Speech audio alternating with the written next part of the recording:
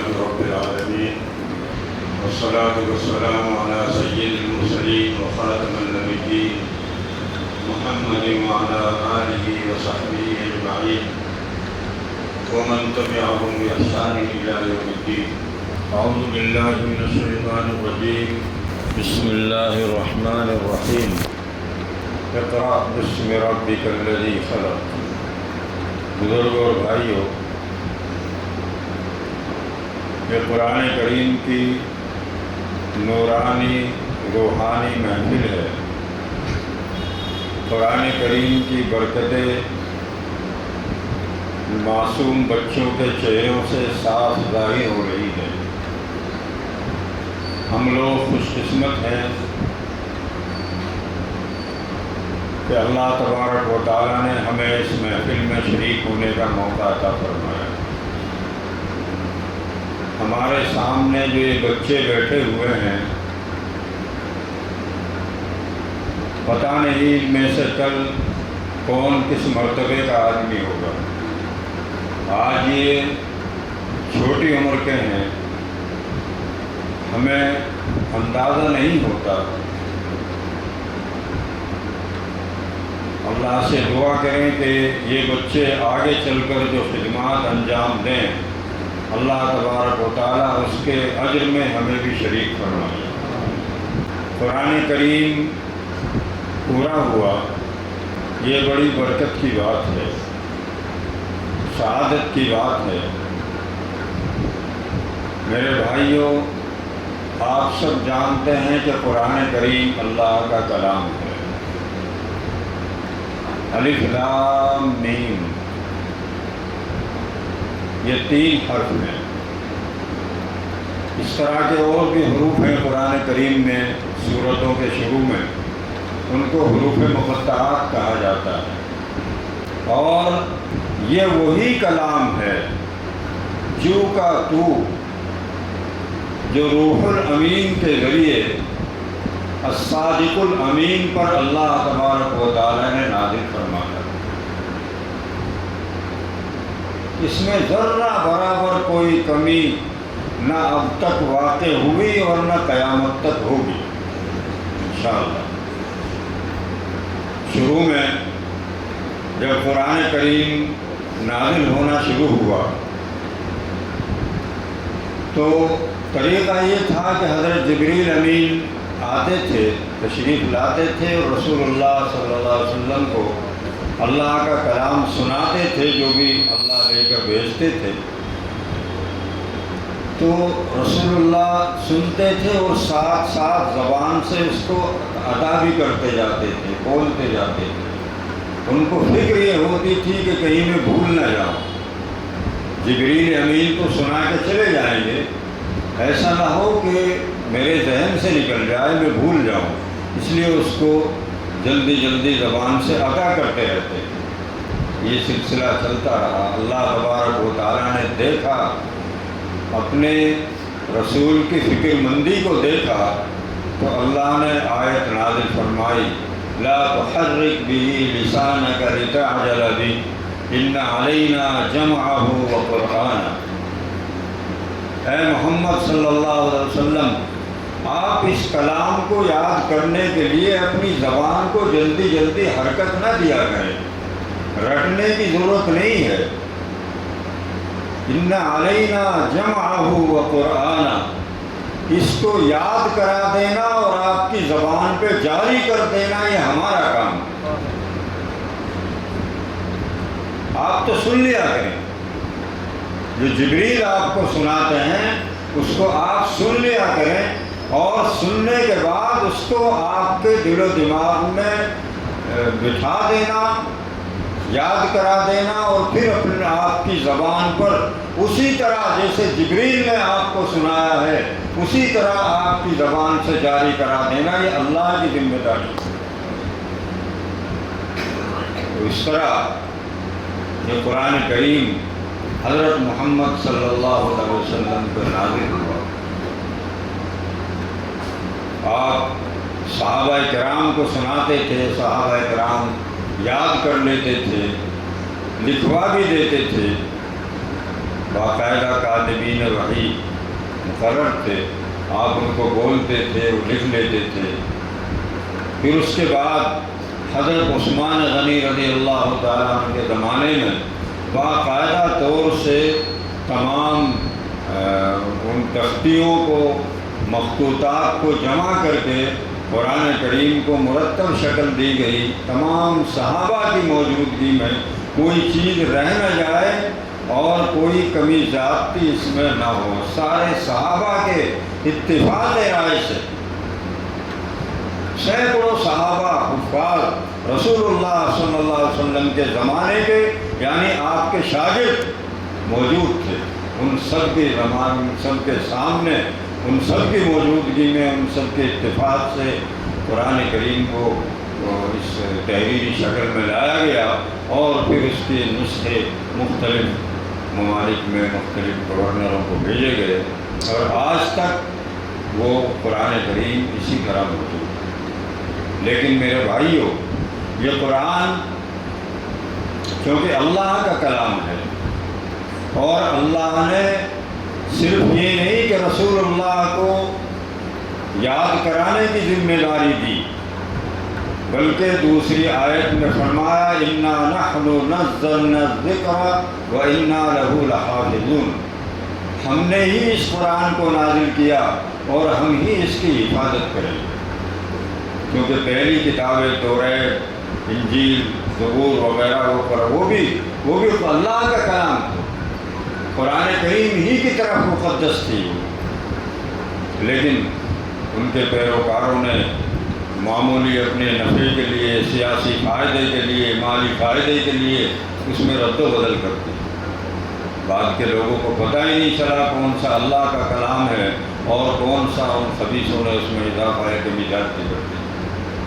لیکن اللہ کے اس کلام میں ذرہ برابر کوئی تبدیلی نہیں ہو سکتی، اور اس میں یہ نہیں کہ یہ کاغذ کے جو ہمارے سامنے مصحف ہے اس کے محتاج ہیں، یہ نہیں ہے، بلکہ دنیا کے مختلف علاقوں میں، مختلف ملکوں میں، ہر شہر میں، ہر علاقے میں، ہر بستی میں اللہ تبارک و تعالیٰ نے لاکھوں حافظ ایسے تیار کر دیے جن کے سینوں میں قرآن کریم محفوظ ہے۔ اگر کسی وجہ سے اللہ نہ کرے یہ جو ہمارے سامنے لکھا ہوا قرآن کریم ہے خدا نہ خواستہ کبھی تلف بھی ہو جائے تو مسلم بچوں کے سینوں میں جو محفوظ ہے اسے کوئی پرکھ نہیں سکتا۔ ایک دفعہ انگریزوں نے، جب یہاں انگریزوں کی حکومت بہت زیادہ مضبوط ہو گئی اور تو انہوں نے، چونکہ ان سے پہلے یہاں مسلم حکومت تھی، کئی سو سال تک مسلمانوں کی حکومت رہی، تو انگریزوں نے مشورہ کیا، اپنے پادریوں کو بلایا کہ اب ہمیں یہاں مذہبی اعتبار سے بھی اس ملک پہ قبضہ کرنا چاہیے اور مسلمانوں کو کمزور کیے بغیر مسلمانوں کے جو مذہبی روایات یا جذبات ہیں ان کو ختم کیے بغیر ہم ایسا نہیں کر سکتے، اور مسلمانوں کا اصل منبع یا جو بنیاد ہے وہ ہے قرآن، تو اس لیے ہمارے لیے ضروری ہے کہ ہم قرآن کو ختم کر دیں۔ ان کی حکومت تھی اس زمانے میں، مشہور ہے کہ ان کی حکومت میں سورج غروب نہیں ہوتا تھا، مشرق سے لے کے مغرب تک سارے ملک ان کے زیر نگین تھے، جو چاہتے تھے کرتے۔ یہاں ہمارے علاقے میں ایک جگہ ہے، ایک شہر ہے رڑکی، آپ نے اکثر سنا ہوگا، وہاں چھاونی ہے، تو وہاں اس چھاونی میں جنرل تھا انگریز، وہ فوج کے سامنے ایک دفعہ اس نے تقریر کرتے ہوئے یہ الفاظ کہے کہ آج برٹش گورنمنٹ اتنی مضبوط ہے، ہماری افواج اتنی مضبوط ہے کہ اگر آسمان بھی گرنے لگے تو ہم اسے اپنی سنگینوں پہ روک دیں گے۔ یہ اس متکبر کے الفاظ تھے۔ بہرحال وہ کیا سنگینوں پہ روکتا، لیکن اس سے ہی اندازہ ہوتا ہے کہ کتنی مضبوط ان کی حکومت تھی، کتنا غرور، کتنا گھمنڈ اور کتنا اعتماد تھا انہیں اپنی طاقت کے اوپر۔ ایسی حالت میں انہوں نے فیصلہ کیا کہ قرآن کریم کو ختم کیا جائے، لیکن اس کے لیے کیا کریں؟ ہندوستان جو کابل سے اور ڈھاکہ تک پھیلا ہوا تھا، اتنا بڑا ملک، وہاں سے قرآن کو ختم کرنا یہ تو ایک ملک کی بات تھی۔ دوسرے ملکوں میں بھی انہوں نے اپنے پروگرام چلائے ہوں گے، لیکن یہ تو ہندوستان کی بات ہوتا ہے۔ یہ کیسے ہو سکتا ہے؟ تو انہوں نے پلان بنایا کہ ایسا کریں، ہر مدرسے میں جائیں، ہر مسجد میں جائیں، ہر مکتب میں جائیں اور وہاں سے قرآن کریم جتنے بھی ہیں جس قیمت پہ بھی ملے وہ سب خرید لیں، ہر شہر سے خرید کے اکٹھا کریں اور پھر ایک جگہ جمع کر کے ان میں آگ لگا دیں۔ اس طرح کچھ دنوں کے، کچھ مہینوں کے، کچھ سالوں کے بعد ایسا وقت آئے گا کہ ایک بھی قرآن نہیں بچے گا، ایک بھی قرآن نہیں بچے گا، اور جب قرآن نہیں رہے گا تو مسلمان کہاں سے قرآن سیکھیں؟ انہوں نے اپنا یہ پروگرام شروع کر دیا، ہزار قرآن انہوں نے خرید کر جلائے۔ تو برابر وہ ہر شہر میں جاتے اور وہاں سے خریدتے، اور ایک مسجد میں چلے گئے، وہاں مکتب چل رہا تھا، ایسے ہی جیسے آپ کی مسجد میں یہاں مکتب چل رہا ہے۔ یہ مکتب آپ یہ نہ سمجھو کہ یہ معمولی بات ہے، بڑے دارالعلوم انہی مکتبوں کی برکت سے چل رہے ہیں۔ خدا نہ کرے اگر یہ مکتب کمزور ہوئے، یہ مکتب بند ہو گئے تو کوئی دارالعلوم بھی نہیں چلے گا، یہیں سے چل رہے ہیں۔ اپنے ان مکتبوں کو مضبوط کرو۔ تو وہ گئے ایسے ہی مکتب میں، وہاں بچے پڑھ رہے تھے، استاد پڑھا رہے تھے، دو بچے آئے قرآن شریف کا سبق سنانے کے لیے، وہ جا کے بیٹھ گئے۔ ان کا ارادہ تھا کہ یہ اپنے کام سے فارغ ہو جائیں گے پھر ان سے بات کریں گے۔ جا کے بیٹھ گئے اور دیکھنے لگے وہاں پہ وہ بچہ پڑھ رہا تھا۔ اتفاق سے ان میں سے ایک نابینا تھا، ایک بچہ نابینا تھا اور دوسرا آنکھوں والا تھا، آنکھوں میں روشنی تھی۔ وہ جس کی آنکھوں میں روشنی تھی وہ سنا رہا تھا اور وہ اس کے برابر میں بیٹھا ہوا تھا، نابینا۔ تو اتفاق کی بات کہ اس لڑکے نے سبق سناتے ہوئے کہیں غلطی کی، وہ غلطی کرتے ہی استاد سے پہلے وہ نابینا بچہ جو تھا اس نے ٹوک دیا، جو صحیح تھا وہ بتا دیا۔ وہ لوگ دیکھ رہے تھے، بیٹھے ہوئے تھے، انہوں نے کہا کہ یہ تو نابینا ہے، اس نے کیسے بتا دیا، اس کے پاس تو قرآن بھی نہیں ہے۔ تو استاد نے بتایا کہ یہ تو حافظ ہے،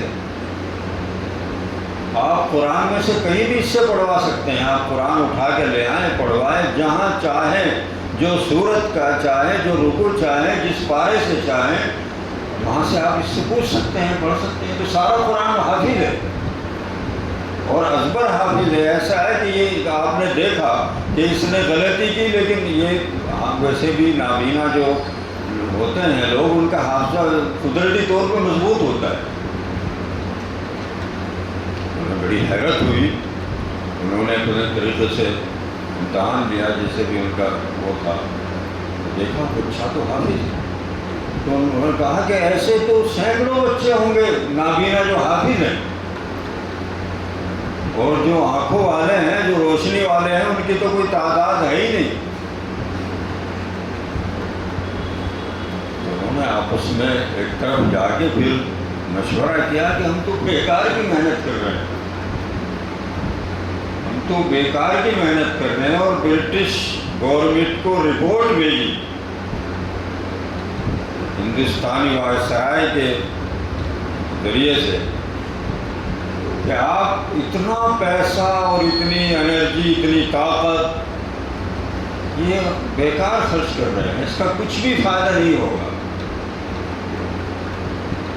آپ سمجھ رہے ہیں کہ قرآن ان کاغذوں میں موجود ہے، کاغذ ختم ہو جائیں گے تو قرآن ختم ہو جائے گا۔ یہ ہم نے دیکھ لیا، تجربہ کیا کہ قرآن کاغذوں میں نہیں ہے، قرآن تو مسلم بچوں کے سینوں میں ہے۔ آپ اسے ختم نہیں کر سکتے۔ میرے بھائیوں، یہ بچے ہمارا سرمایہ ہے، ہمارے دین کا سرمایہ ہے، ہماری قوم کا سرمایہ ہے، ہمارے ایمان کا سرمایہ ہے۔ یہ اللہ کی نعمت ہے، ان کی وجہ سے ہمارے گھروں میں، ہماری بستیوں میں، ہماری زندگیوں میں برکت ہے، ہر طرح کی خیر ہے۔ قرآن کی عظمت، قرآن سے محبت، اللہ کے نام کی محبت، اللہ کے نام کی عظمت، یہی تو اصل جوہر ہے انسان کا۔ صرف زبان سے بھی کچھ نہیں ہوتا، اصل چیز یہ ہے، دیکھیے مشائخ جو ذکر کراتے ہیں نا، اللہ اللہ اللہ اللہ، اس کا بڑا مقصد یہ ہوتا ہے کہ یہ کرتے کرتے کرتے کرتے اللہ کا نام دل میں ایسے بس جائے کہ آدمی کام کر رہا ہے، اپنی دکان پہ بیٹھا ہے، اپنا جو ہے کوئی انجینئرنگ کا کوئی بھی اپنا کام کر رہا ہے، ہاتھ تو اس میں لگے ہوئے ہیں، لیکن دل سے اللہ اللہ کی آواز آ رہی ہے، اللہ اللہ کی آواز آ رہی ہے۔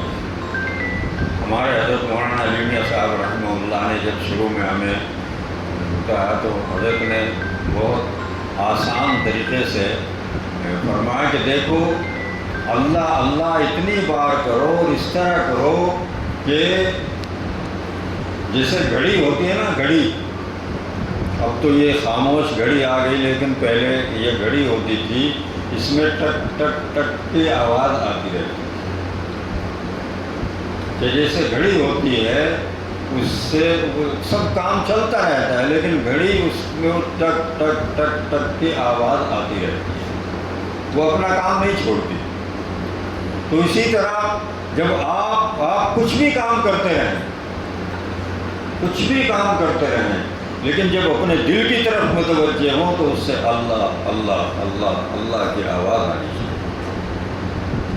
جب یہ درجہ آپ کو حاصل ہو جائے گا تو سمجھو کہ اللہ کی محبت، اللہ کی عظمت آپ کے دل میں آ گئی، اللہ نے آپ کو قبول کر لیا۔ وہ اپنا نام کسی کے دل میں ڈال دے، اپنے نام کی محبت کسی کے دل میں ڈال دے، اس سے بڑی سعادت انسان کی کیا ہو سکتی ہے؟ یہ سب سے اعلیٰ درجہ ہے انسان کے کمال کا۔ بڑی بڑی ڈگریاں، بڑے بڑے کتب خانے یہ نہیں ہے، وہ تو وہ اپنی جگہ، لیکن اللہ کی محبت، اللہ کے نام کی عظمت، یہ سب سے بڑی ڈگری ہے انسان کی۔ میرے بھائیو، حضرت مولانا اشرف علی صاحب تھانوی رحمۃ اللہ علیہ نے ایک واقعہ لکھا ہے کہ ایک گاؤں میں ایک آدمی رہتا تھا، وہ کلیکٹریٹ میں ملازم تھا، ڈی ایم کے یہاں دفتر میں کچھ ملازم تھا۔ تو ایک دن وہ تیار ہو کے اپنے گھر سے چلا دفتر کے لیے، کچھ کاغذات تھے اس کی جیب میں۔ راستے میں اس نے دیکھا کہ جنازہ جا رہا، اس نے سمجھا کہ قبرستان کا راستہ بھی یہاں بھی قریب ہے، کوئی محلے کا کوئی آدمی ہوگا، ایک بستی کا کوئی آدمی ہوگا، اس کو قبرستان تک جا کر اور اس کے جنازے میں شریک ہو گئے تب چلے جائیں گے دفتر، وہ اس کے ساتھ ہوگی. کوئی عزیز ہوگا تو اس لیے وہ قبرستان میں جب پہنچے اور قبر میں اس کو اتارنے لگے تو وہ بھی لحد میں اتر کے اس کو نیچے قبر میں اتر کے لحد میں رکھوایا اس کو جنازے کو. وہ آدمی اس آدمی نے بھی، اور اس کو سب مکمل کر کے دفنا کے چلے گئے سب اپنے اپنے گھر. جب وہ دفتر پہنچا تو دیکھا کہ جیب میں جو کاغذ تھے وہ ہے نہیں. اس نے یاد کیا کہاں گرے کہاں گئے، تو اس کو یاد آیا کہ میں جب وہاں لحد میں مردے کو اتار رہا تھا تو بے احتیاطی میں کاغذ وہیں گر گئے لحد میں. اب لحد میں کاغذ تو بڑا مسئلہ ہو گیا، کوئی ضروری کاغذ ہوں گے سرکاری، اس لیے وہ بات بتائی اس نے مجسٹریٹ کو، اور وہاں سے اجازت لی. اس نے لکھ کے دیا کیونکہ قبر ایسے تو کھولی نہیں جاتی، قبر کے کھولے بغیر کوئی طریقہ نہیں تھا کاغذ کے نکالنے کا، اور قبر کا کھولنا کوئی آسان بات تو ہوتی نہیں، سماجی اعتبار سے بھی، مذہبی اعتبار سے بھی، اور قانونی اعتبار سے بھی.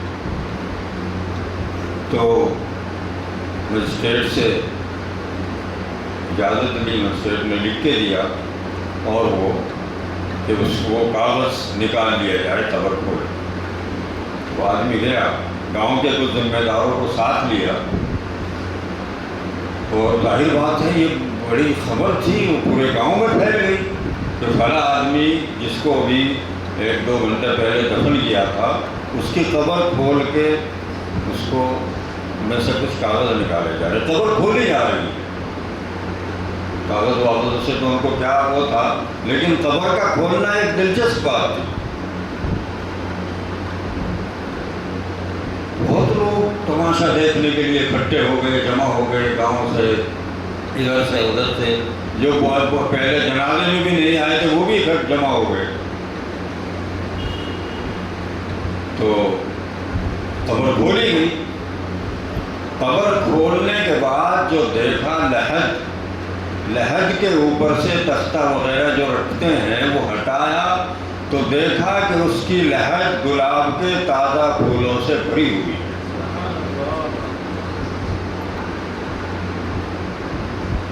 سب لوگ حیران، ابھی تو دفن کر کے گئے، جو لوگ دفن کر کے گئے وہی کھول رہے تھے قبر، اور وہاں گلاب کے پھول کا دور دور تک کوئی نشان نہیں تھا.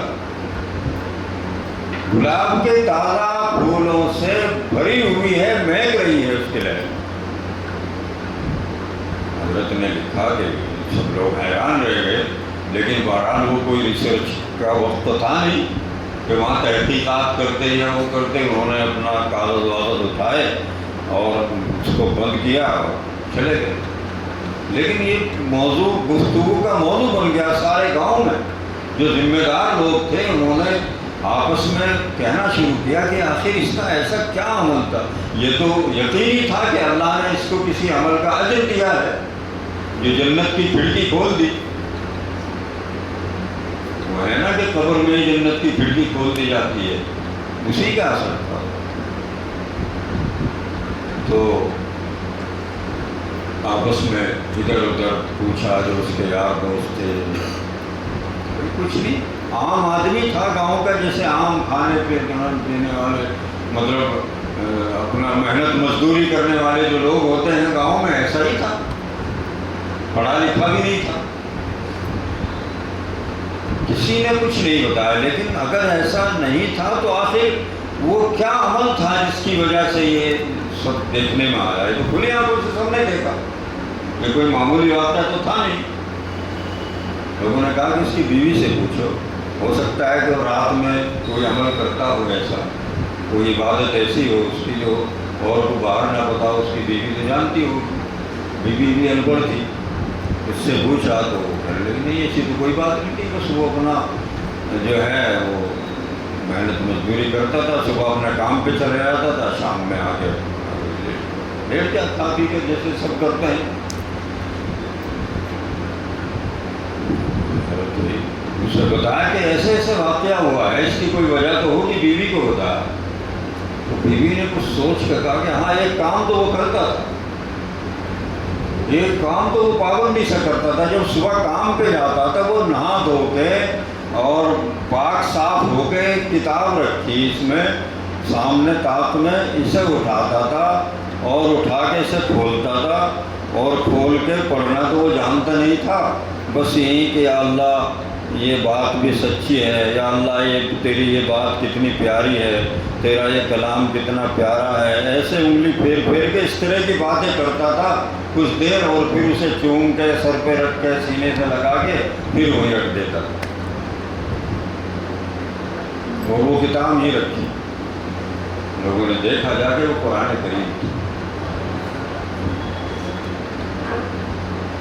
قرآن کریم تھا، اللہ کے نام کی عظمت، وہ پڑھنا نہیں جانتا تھا، اللہ کے کلام سے محبت اس اللہ کو پسند آ گئی۔ جسے چاہے نواز دے وہ تو مالک کل ہے، مختار کل ہے، اسے کسی کی پرمیشن کی اور کسی فارمیلٹی کی ضرورت نہیں ہے، وہ جو چاہتا ہے کرتا ہے، یفعل ما یشاء۔ اللہ نے پسند کر لیا، اس کی وہ چھوٹی سی نیکی پسند آ گئی، چھوٹی سی نیکی، اس کے دل کا جذبہ، محبت، عظمت، دنیا میں بھی اور آخرت میں بھی یہی محبت، یہی عظمت کام آتی ہے۔ میرے بھائیوں، میں آپ کو بتاؤں، یہاں بچے بھی بیٹھے ہوئے ہیں، اور ذرا دھیان سے سنیں، آپ بڑے آدمی بن گئے، آپ نے بہت پیسہ کما لیا، آپ نے اپنے ماں باپ کے لیے بہت عمدہ سنگ مرمر سے کا کمرہ اور مکان بنا دیا، اس میں بٹھا دیا، فرش لگوا دی اور یہ سارے کام کروا دیے، لیکن آپ کے دل میں اگر اپنے ماں باپ کی محبت اور عظمت نہیں ہے، عزت نہیں ہے، آپ کو کچھ حاصل نہیں ہوگا، کچھ حاصل نہیں ہوگا۔ اور آپ نے اپنی معمولی کوٹھری میں سادہ اپنے بستر یا اپنے مکان میں اپنے ماں باپ کے ساتھ بیٹھ کے محبت کے ساتھ ان کے پیر دبائے، ان کے حال پوچھے، ان کے دکھ سکھ میں ان کے شریک رہے، ان کے ساتھ بیٹھ کے کھانا کھایا، انہیں یہ احساس نہیں ہوا کہ نہیں پتہ نہیں اپنی بیوی کے ساتھ اپنے بچوں کے ساتھ کیا کھا رہا ہوگا، آپ نے چاہے اپنے سے بہتر ان کو دے دیا، لیکن اگر آپ ان سے الگ کٹ کے رہیں گے، ان کے دل میں یہ احساس ہوگا کہ پتہ نہیں اپنی بیوی بچوں کے ساتھ کیا کھا رہا ہوگا۔ آپ روکھی سوکھی جو اللہ نے آپ کو دی ہے، روکھی روٹی پانی کے ساتھ آپ اپنے ماں باپ کے ساتھ بیٹھ کے کھائیں، ان کو کھلائیں، اپنے ہاتھ سے کھلائیں، یقیناً آپ کے لیے جنت واجب ہو جائے۔ اللہ کو ان محلوں کی ضرورت نہیں ہے، سنگ مرمر کی ضرورت نہیں ہے، اللہ تو دلوں کو دیکھتا ہے، نیتوں کو دیکھتا ہے، تمہاری محبت کو دیکھتا ہے۔ حضرت مولانا علی میاں صاحب رحمہ اللہ وہاں حرم شریف میں پاکستان کے بزرگ تھے، وہاں تذکرہ ہوا حضرت کا، تو انہوں نے کہا کہ بھئی حضرت کا کوئی ملحوظ سنا، کیونکہ حضرت کو ساری دنیا جانتی تھی، حضرت کو ساری دنیا کے علماء احترام کرتے تھے، فرمایا کہ حضرت کا کوئی ملحوظ سنا، تو کہا کہ ایک دفعہ مجلس میں ایسے ہی ایک صاحب نے سوال کیا کہ شیخ سے نفع کے لیے سب سے مفید چیز کیا ہے،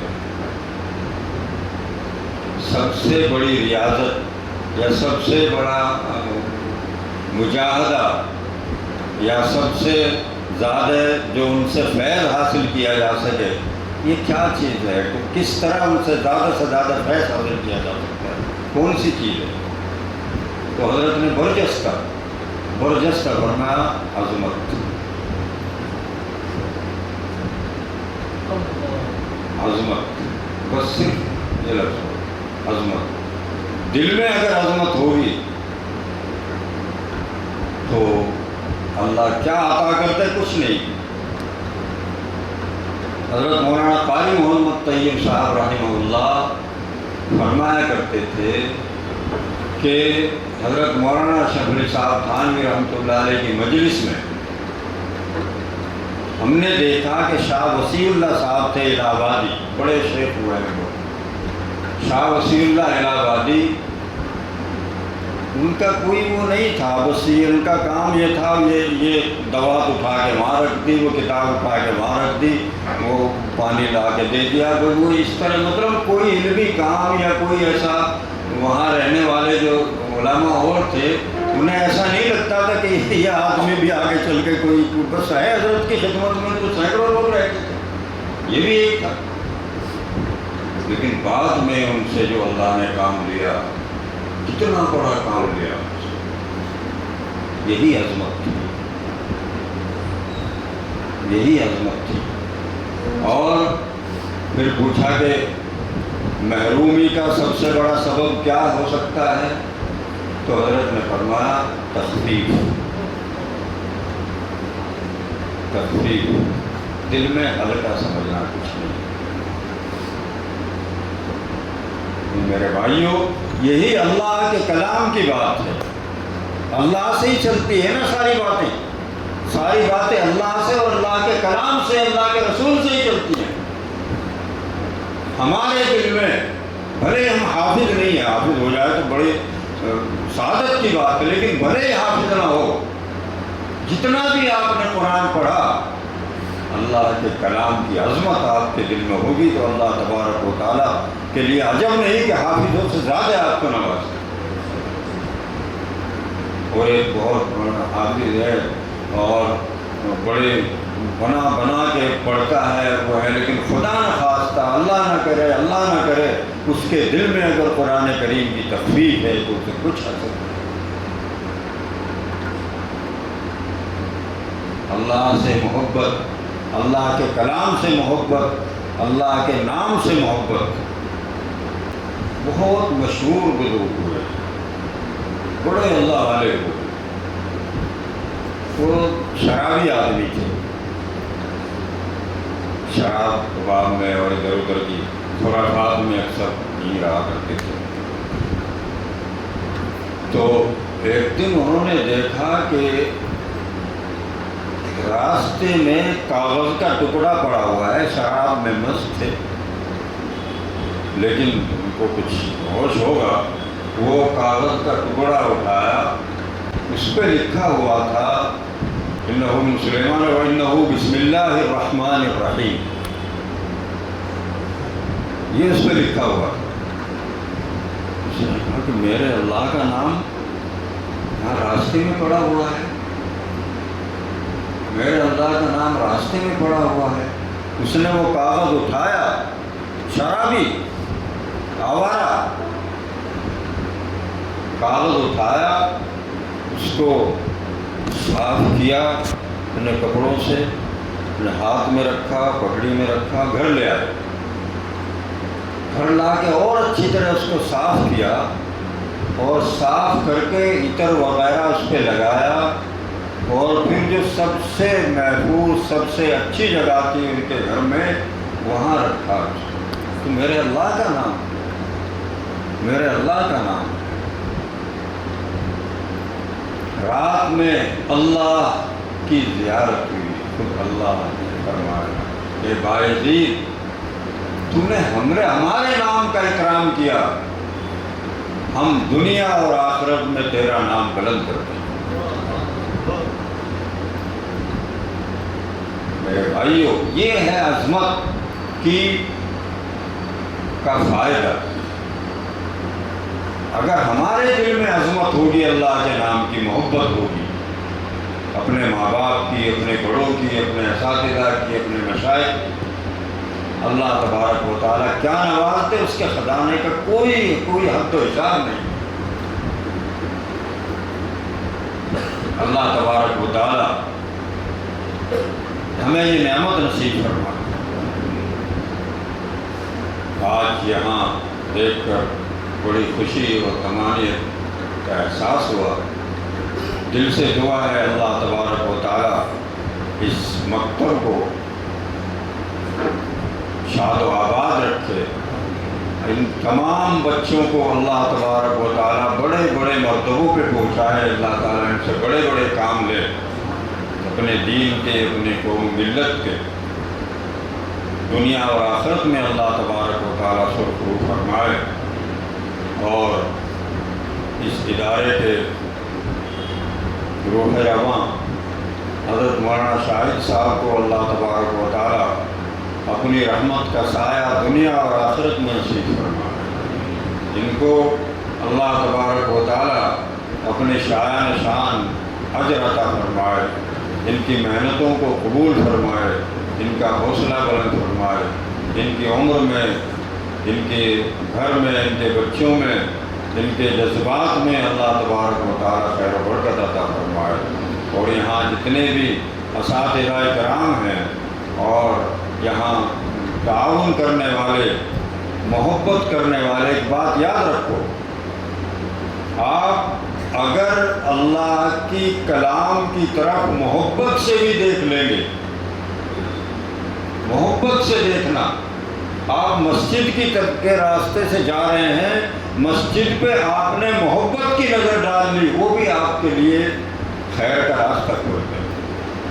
ماں باپ کے چہرے کو محبت سے دیکھنا، سمجھو آپ کے لیے جنت واجب ہوگی۔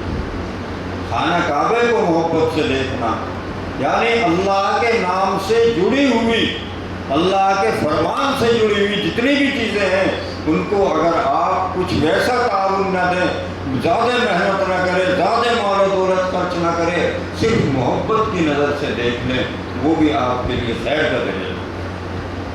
تو میرے بھائیوں، یہاں اس ادارے کی کا زیادہ سے زیادہ تعاون کریں، جو تعاون کریں گے وہ انشاءاللہ ان کے اولادوں کے لیے، ان کے گھر کے لیے، ان کی دنیا اور آخرت کے لیے خیر کا باعث ہوگا۔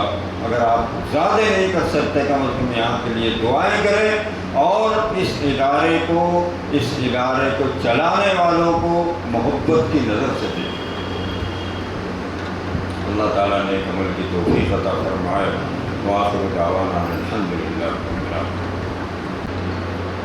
یہ اصل میں ہماری تو کوئی حیثیت نہیں ہے، لیکن جو کچھ بھی تھوڑی بہت نسبت یہ اللہ کی طرف سے ہوئے ہے، سب حضرت مولانا نصیر اللہ خان صاحب جاڑ آبادی، حضرت مولانا علی میاں صاحب رحمہ اللہ، حضرت مولانا سید محمد رابع صاحب، ان حضرات کا خصوصی فیض اور نظر کرم اور ان کی توجہات کا اثر ہے۔ اللہ تبارک و تعالیٰ نے آپ حضرات کے درمیان بیٹھنے کی سعادت بخشی۔ اللہ تبارک و تعالیٰ ہم سب کو اپنی رضا عطا فرمائے۔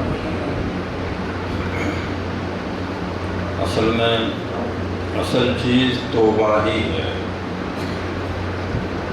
بیعت ہونا یہ تو اپنے ذوق اور موقع کے اعتبار سے ہے،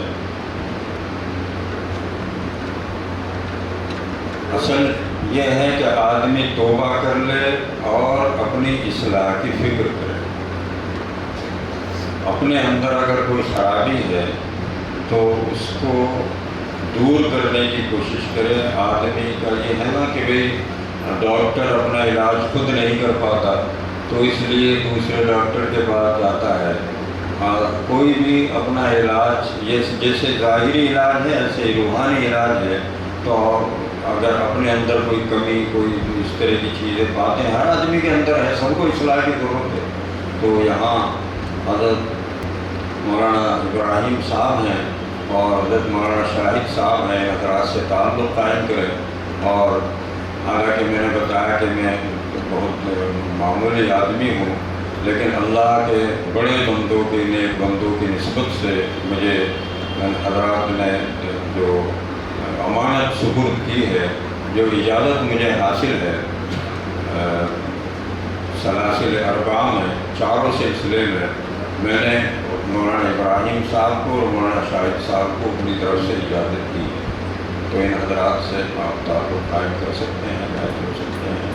آپ جہاں تک توبہ کا تعلق ہے، آپ حضرات کلمات ہیں، میں سب سے اصل بات یہ ہے کہ آدمی اس بات کا دل میں یقین رکھے کہ جو ہوتا ہے وہ اللہ ہی کے حکم سے ہوتا ہے۔ آدمی اس بات کا یقین رکھے کہ جو ہوتا ہے وہ اللہ ہی کے حکم سے ہوتا ہے۔ اللہ کے حکم کے بغیر نہ کوئی پتا ہل سکتا ہے، نہ کوئی ذرہ اڑ سکتا ہے۔ تو توبہ کے الفاظ، یا اللہ، اللہ سے امید رکھیں اور انشاءاللہ اللہ کے یہاں قبول ہو۔ اے اللہ، میں توبہ کرتا ہوں کفر سے، شرک سے، جھوٹ سے، زنا سے، چوری سے، پرایا مال ناحق کھانے سے، اور ہر اس گناہ سے جس سے آپ ناراض ہوتے ہوں۔ یا اللہ، میری توبہ قبول فرما اور مجھے اپنی رضا عطا فرما۔ نماز کا اہتمام کریں اور اللہ پہ یقین رکھیں کہ دنیا میں بھی اور آخرت میں بھی سب کچھ اللہ ہی کے بھروسے ہیں۔ ہم لوگ نیک عمل کرتے ہیں، وہ ہمارے اکاؤنٹ میں سب جمع ہو جاتا ہے، لیکن وہ آپ نے مشہور حضرت عمر رضی اللہ تعالیٰ عنہ کا قول سنا ہوگا کہ حضرت عمر رضی اللہ تعالیٰ عنہ فرمایا کرتے تھے کہ اگر اللہ قیامت کے دن یہ اعلان کرے کہ ایک منحوس آدمی کے علاوہ سب کو ہم جنت میں بھیجتے ہیں، تو مجھے یہ ہوگا کہ میں ہی ہوں وہ جسے جنت میں نہیں بھیجا جا رہا۔ اتنا ڈرتے تھے، اللہ کا ڈر اتنا ہونا چاہیے۔ اور اگر اللہ یہ اعلان کرتے کہ ایک آدمی جنتی ہے، سب جہنمی ہے، تو مجھے اللہ کی ذات سے امید ہوگی میں ہی جاؤں گا جنت میں۔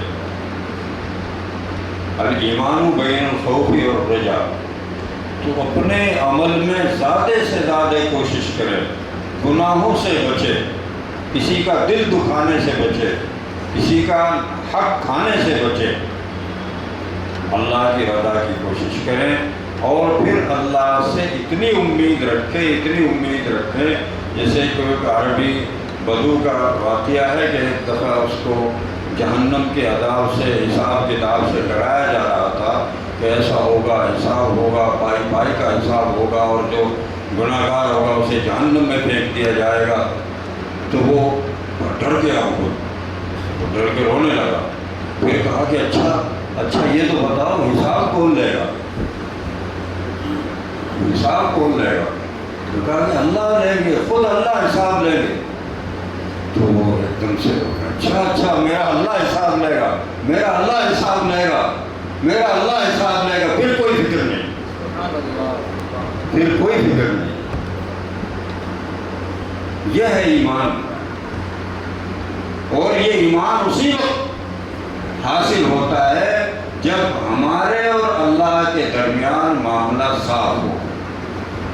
جب ہم تنہائی میں بیٹھے، رات میں تنہائی میں اگر 5 منٹ بیٹھ کے سوچیں، ہم نے کسی کا دل تو نہیں دکھایا، ہم نے کسی کا مال ناحق تو نہیں کھایا، ہم نے کسی کو دھوکہ تو نہیں دیا، ہم نے کبھی جھوٹ تو نہیں بولا، ہم جو کاروبار کرتے ہیں ہم نے اس میں ہیرا پھیری تو نہیں کی، وغیرہ وغیرہ۔ اگر ہمارا من صاف ہے تو انشاءاللہ ہمارا کوئی کچھ بگاڑنے والا نہیں ہے، نہ دنیا میں نہ آخرت۔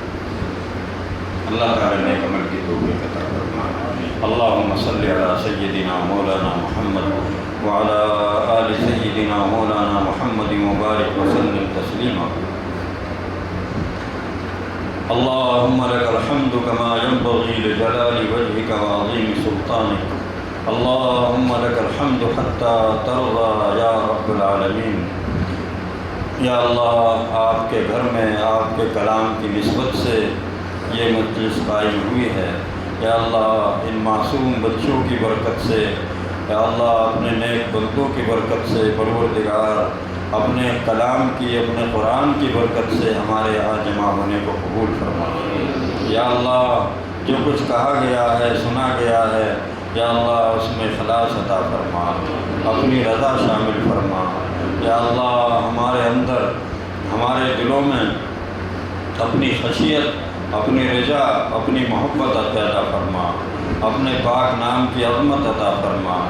یا اللہ الہ العالمین، ہمارے جو اسلاف دنیا سے جا چکے ہیں، ہمارے ماں باپ، ہمارے اساتذہ مشائخ، ہمارے محبین، ہمارے محسنین، جن کا زندگی میں ہم سے کوئی بھی تعلق اور ہم پر کوئی بھی حق اور احسان رہا ہے، یا اللہ ہم سب کو جنت الفردوس میں مقام عطا فرما، ہماری زندگیوں میں خیر و سکون عطا فرما۔ یا اللہ، ہر قسم کی ٹینشن سے، بیماری سے، پریشانی سے، جھگڑوں سے، نفرتوں سے، بے برکتی اور نحوست سے ہمارے گھروں کو پاک صاف فرما۔ یا اللہ، ہمیں قرضوں سے نجات عطا فرما، ہم میں جو مقروض ہے ان کے قرضوں کی ادائیگی فرما، نیک روزگار عطا فرما، جو بے روزگار ہیں ان کو یا اللہ صحیح روزگار عطا فرما، جو بے اولاد ہیں ان کو اولاد عطا فرما، جن کی اولاد نافرمان ہے ان کو فرما بردار بنا۔ یا اللہ الہ العالمین، ہمارے بہت سے بہن بھائی ہمیں دعاؤں کے لیے کہتے ہیں، ہم سے تعلق اور محبت رکھتے ہیں، امید رکھتے ہیں، یا اللہ ان کے حسن ظن کی لاج رکھتے ہوئے پروردگار ان کی تمام جائز مرادوں کو پورا فرما۔ یا اللہ ہم سب کی ضرورتوں کو پورا فرما، بہت سی دعائیں، بہت سی باتیں، بہت سی ضرورتیں یا اللہ ہمارے دلوں میں ہیں، آپ سب کے دلوں کے حال کو، سب کی ضرورتوں کو جانتے ہیں۔ یا اللہ وہ زبان پر نہیں آ سکتی، لیکن آپ زبان کے محتاج بھی نہیں ہیں، آپ دلوں کے حال کو زبان سے زیادہ جانتے ہیں۔ یا اللہ ہم سب کے دلوں میں بسنے والی دعاؤں کو اور تمناؤں کو، آرزوؤں کو اور مرادوں کو پورا فرما۔ یا اللہ دنیا اور آخرت میں اپنی رضا عطا فرما، ہم سب کا خاتمہ ایمان پر فرما، اس مکتب کو یا اللہ دن دونی رات چوگنی ترقی عطا فرما، ہر طرح کی نصرت اپنے خزانے غیب سے، اپنی رحمت سے، اپنے فضل سے اس کو عطا فرما۔ جہاں جہاں بھی دین کا کام ہو رہا ہے یا اللہ ان سب کے اندر اخلاص پیدا فرما اور ان کی مدد فرما، ان کی حفاظت فرما، دشمنوں کی بری نظروں سے حفاظت فرما۔ وصلی اللہ تعالی علی خیر خلقہ محمد وعلی آلہ وصحبہ اجمعین برحمتک یا ارحم الراحمین۔